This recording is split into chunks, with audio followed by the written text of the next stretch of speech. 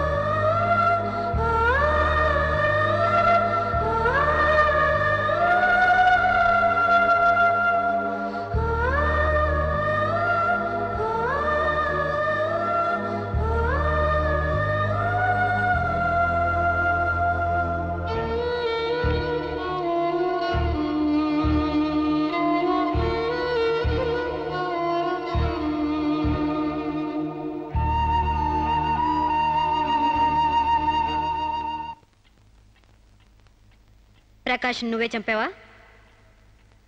సైగలు మూగ భాషలు ఇక్కడ కుదరవు, నోటితోనే చెప్పాలి. నేనే చంపాను. ఎందుకు చంపావు? చంపేనని ఒప్పుకున్నాను కదా, ఏదో సెక్షన్ కింద నన్ను చంపేయండి. ముద్దాయే శిక్ష విధించుకుంటే ఇక్కడ మేమెందుకు? సెక్షన్లు శిక్షలు నువ్వు గుర్తు చేయాల్సిన పని లేదు. అసలు నువ్వేం చేసావో చెప్పు. ఫారెన్లో నా ఫ్రెండ్ని చంపేశాను, ఇక్కడ ప్రకాశం చంపేశాను, భారతీయ సంస్కృతిని చంపేశాను, గౌరవ మర్యాదలను చంపేశాను, ఆఖరికి నా బిడ్డను కూడా చంపబోయాను. నన్ను చంపేయండి, నేను బ్రతకూడదు. బ్రతకడానికి నాకు అర్హత లేదు. అందరికీ ఒక పాఠంగా, నాకు గుణపాఠంగా నన్ను ఉరికంబ ఎక్కించండి. చంపడానికి చావడానికి వెనకాడని నీలాంటి వాళ్ళు సమాజానికే ప్రమాదకరం. అన్నల్ని, వదిల్ని, ఫ్రెండ్స్ని, వర్కర్స్ని లెక్క చేయని నువ్వు చివరి కోర్టును కూడా పట్టించుకోవడం లేదు. నేరం ఒప్పుకుంటే శిక్ష తగ్గిస్తామనుకోవద్దు. సాక్ష్యాధారాల్ని, వాంగ్మూలాల్ని పరిశీలించి తగిన తీర్పు ఇవ్వడానికి కోర్టు 20వ తారీఖు వాయిదా వేస్తున్నాను.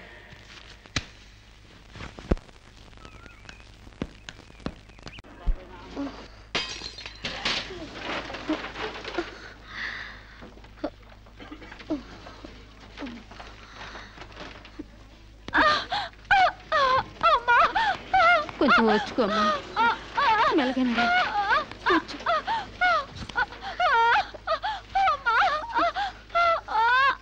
బాబు, బిడ్డ నొప్పులకి తట్టుకోలేకపోతుంది, త్వరగా డాక్టర్ గారిని పిలువు బాబు. డాక్టర్ గారు లోపల టెస్ట్ చేస్తున్నారు, పావు గంట ఆగాలి.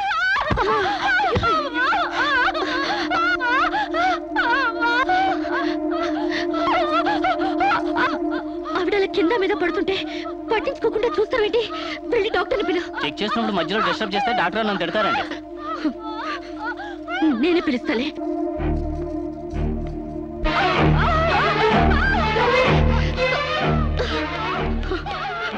అప్పుడు పేషెంట్ నొప్పులతో సతమతం అయిపోతుంది, మీరు త్వరగా రావాలి. కంగారు పడితే ఎలాగమ్మా? రౌండ్స్ అవగానే వస్తాను. చాలా అర్జెంట్ డాక్టర్, మీరు అర్థం చేసుకోండి. అందరికీ అర్జెంటే, కాస్త ఓపిక పట్టాలి.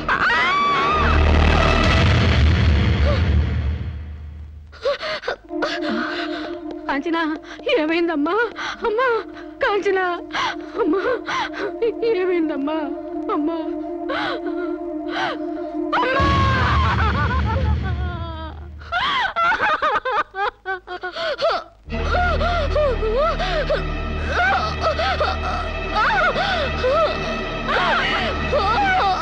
ధైర్యంగా ఉండమ్మా, you will be all right. నొప్పులు స్టార్ట్ అయినట్టున్నాయి, సర్జరీ తీసుకురండి. ఒక ప్రాణం తీసిన రాక్షసులు మీరు.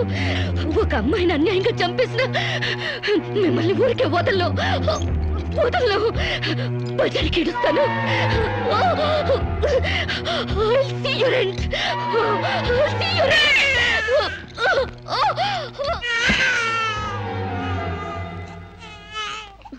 నా పాపే, నేనున్నానుగా. చూ నా బుజ్జి బాబు కదూ, ఏడోకమ్మా. జో అచ్యుతానంద జో జో ముకుందా. ఏడోకమ్మా, నిన్ను నాతో పాటే పైకి తీసుకెళ్ళిపోతా. అక్కడ మన ఇద్దరం హాయిగా కలుసుందాం. నేను నీకు అమృతాన్ని ఉగ్గుపోసి పెంచుదాగా. నువ్వు ముందెళ్ళు, నేను వెనకొస్తా. కంగారు పడకమ్మా, నేను నీతో పాటే వచ్చేస్తున్నాను.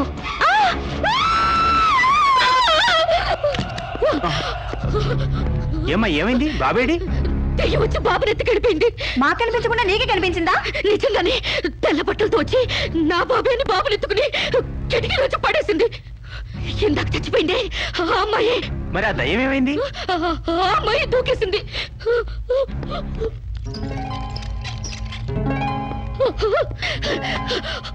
ఆ దెయ్యం ఇలా వచ్చి బాబుని ఎత్తుకుని నా బాబే అంటూ కిటికీ నుంచి అలా పడేసింది. నా బాబు ఏమిటి గొడవ? బాబు ఎక్కడ అని అడిగితే దయ్యం ఎత్తుకుపోయిందని పిచ్చి పిచ్చిగా వాగుతుంది మేడం. ఒక రోజు నా దగ్గరకు వచ్చి అబార్షన్ చేసి మగబిడ్డ అయినా సరే ఎలాగైనా చంపేమంది. ఇప్పుడు బిడ్డ పుట్టాక బయటికి విసిరేసి నాటకాలు ఆడుతోంది. నాటకాలు ఆడుతుంది మీరు. బాబునది పడేసింది. నా బాబు నాకు ఇప్పుడు కావాలి, లేకపోతే మిమ్మల్ని చంపేస్తాను. అటు మొగుడు లేక ఇటు బిడ్డ లేక దీనికి మెంటలెక్కినట్టుంది. అసలే బాలింత, జాగ్రత్తగా ఉండాలి. దీన్ని వెంటనే సైకాట్రిస్ట్ దగ్గర తీసుకెళ్ళండి, లేకుంటే ప్రాణానికే ప్రమాదం.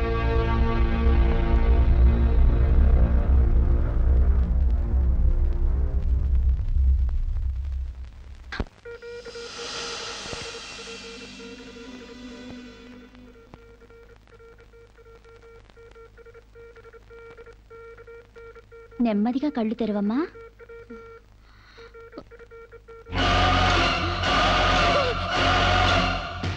ఏంటమ్మా అలా చూస్తున్నావు? నా బిడ్డని చేసావు చెప్పు. నిజంగానే ఇవిడికి మెంటలే డాక్టర్.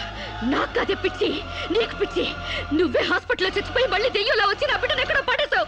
చెప్పవే, నా బిడ్డని చేసావు చెప్పు. డాక్టర్ గారు నీ బిడ్డను ఎందుకు ఎత్తుకెళ్తారమ్మా? చీతే తీసుకెళ్ళింది. నా కళ్ళ ముందే చచ్చిపోయి మళ్ళీ బ్రతికొచ్చింది. అందరూ కలిసి నన్ను పిచ్చి దాన్ని ఆట ఆడిస్తున్నారు, నన్ను ఏమారుస్తున్నారు. చెప్పవే, చెప్పు. నో డౌట్, ఈవికి మెంటల్ కాదు, కావాలనే బిడ్డను చంపేసి మెంటల్ దానిలాగా యాక్ట్ చేస్తోంది. ముందు ఈ మీద పోలీస్ కేసు పెట్టండి. డియర్ జడ్జ్, శిరీష్ అనే ఈ ముద్దాయి తన అనుచిత ప్రవర్తనతో విదేశాల్లో ఒక స్టూడెంట్ మృతికి కారకురాలైంది. ఆ పాప భీతి వేధిస్తుండటం వల్ల ఇప్పుడు మానసిక వేదన అనుభవిస్తూ బిడ్డ పుట్టాక మెంటల్ బ్యాలెన్స్ తప్పి చివరికి ఆ బిడ్డనే తన చేతులతో పైనుంచి కింద పడేసింది. నా బిడ్డని చంపలేదు, నాకు మెంటల్ లేదు. I'm perfectly all right. వీళ్ళందరూ నన్ను ట్రాప్ చేసి మెంటల్ దానిలో ప్రూవ్ చేస్తున్నారు. నీ వాదన చెప్పుకోవడానికి కావాల్సినంత టైం ఇస్తాను. ముందు పీపీ గారిని మాట్లాడినవు. ప్రొసీడ్. ఈమెకు తన బిడ్డ మీద మమకారం లేదు కదా, ఆ బిడ్డ బ్రతుకుంటే తనకు అడ్డం వస్తుందని పైనుంచి కింద పడేసింది. ముందు అబార్షన్ పేరుతో చంపబోయింది. అది వీలు కాక బిడ్డ పుట్టగానే వదిలించుకుని దెయ్యమని నాటకాలు ఆడుతుంది. వీటికి తగిన సాక్ష్యాలు doctor Sunitha and her staff. ఏం చెప్పాలనుకుంటున్నావో ఇప్పుడు చెప్పు. నా బిడ్డని నేను చంపలేదు. మరి ఎవరు చంపారు? కాంచెలు చంపింది. నా బిడ్డ నా కళ్ళ ముందే పైనుంచి కింద పడేసింది. నీ కళ్ళ ముందే చంపిందంటున్నావు, మరి నువ్వు చూస్తూ ఊరుకున్నావా? కన్న బిడ్డని చంపుతూ ఉంటే నీ కాపాడాలనిపించలేదా? కాంచెలు దెయ్యమై వచ్చింది. దెయ్యమా? దెయ్యం వచ్చి చంపడం ఏమిటి? ఇంకా ఏ యుగంలో ఉన్నావమ్మా నువ్వు? మదర్ ప్రామిస్ అండి. ఆ తర్వాత దెయ్యం డాక్టర్ అయి వచ్చింది. సైలెన్స్. కాంచన చనిపోయిందన్నావు, మళ్ళీ కాంచనే వచ్చి నీ బిడ్డను చంపిందంటున్నావు. నువ్వేం మాట్లాడుతున్నావో తెలిసే మాట్లాడుతున్నావా? ఒక పంచేద్దాం జడ్జి గారు. డాక్టర్గా మా నా దెయ్యం కాంచెన్ని కోర్టుకు పిలిపిద్దాం. ఆ దెయ్యాన్ని నువ్వు గుర్తుపట్టగలవా అమ్మా? తప్పకుండా.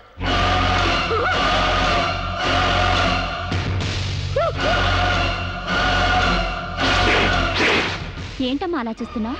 జడ్జి గారు, ఈ దైవే నా బిడ్డ చంపింది. ఇప్పుడు లాయర్ అయ్యి వచ్చింది. నో, లాయర్ గా రావటం ఏంటమ్మా? ఆ అమ్మాయి లాయరే. ఇది లాయర్ కాదు, ఇదే నా బిడ్డ చంపింది. చెప్పు చెప్పు, నా బిడ్డను ఎందుకు చంపావు? చెప్పు, నా బిడ్డను ఎందుకు చంపావు?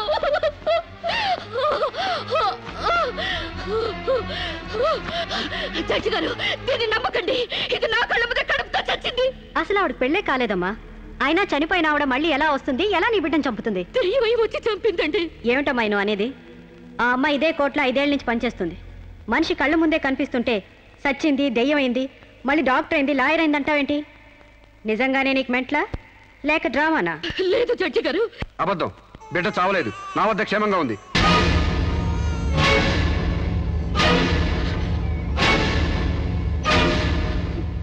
శిరీష్ బిడ్డను చంపైపోతుందని తెలిసి ముందుగానే తీసుకెళ్లి క్షేమంగా నా దగ్గర ఉంచుకున్నానండి. శిరీషకు నువ్వేమవుతావు? ఆమె భర్తని. నో, ఇతను నా భర్త కాడు. ఎవరిని భర్త? నాకు భర్త లేడు. చచ్చిపోయాడా? అసలు నాకు పెళ్ళే కాలేదండి. మరి నీకు బిడ్డ ఎలా పుట్టాడు? డేటింగ్ మూలంగా. వాట్? గాలికి ధూళికి పిల్లలు పుట్టడానికి నువ్వేమైనా కలిగా కుంతివా? అయినా ఈ అమ్మాయి ఏం మాట్లాడుతుందో నాకేం అర్థం కావట్లేదు. నాకు అర్థం కావట్లేదండి. తన మొగుడిని పట్టుకుని మొగుడిని కాదంటుందా? ఒకసారి ఈ పేపర్ చూడండి.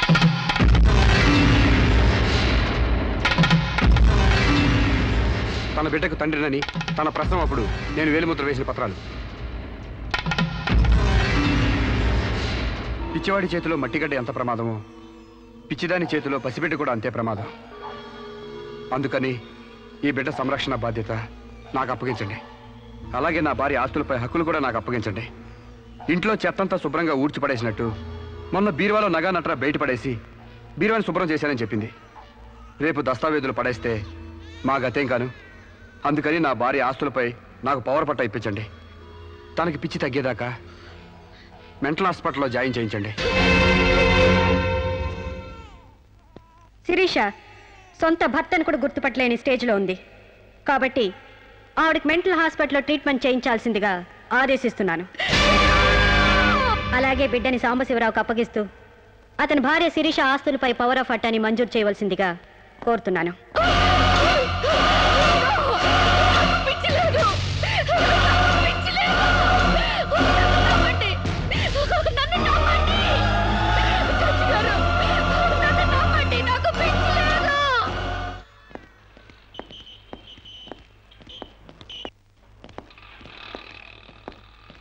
తల తిప్పుకోవడం కాదు, దించుకోవే.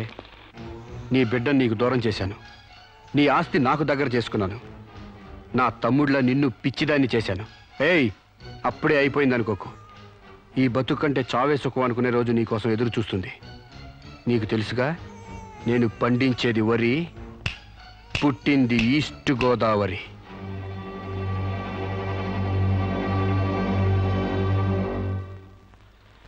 మీరు చేసిన సాయానికి రుణపడి ఉంటానండి. ఇంక ఈ డోస్ చాలనుకుంటాను సాంబశివరావు. ఇనుము వేడి మీద ఉన్నప్పుడే అది ఎలా కావాలంటే అలా మలుచుకోవచ్చు. దాని కొవ్వు దిగడానికి ఇదే సరైన సమయం. వస్తానండి.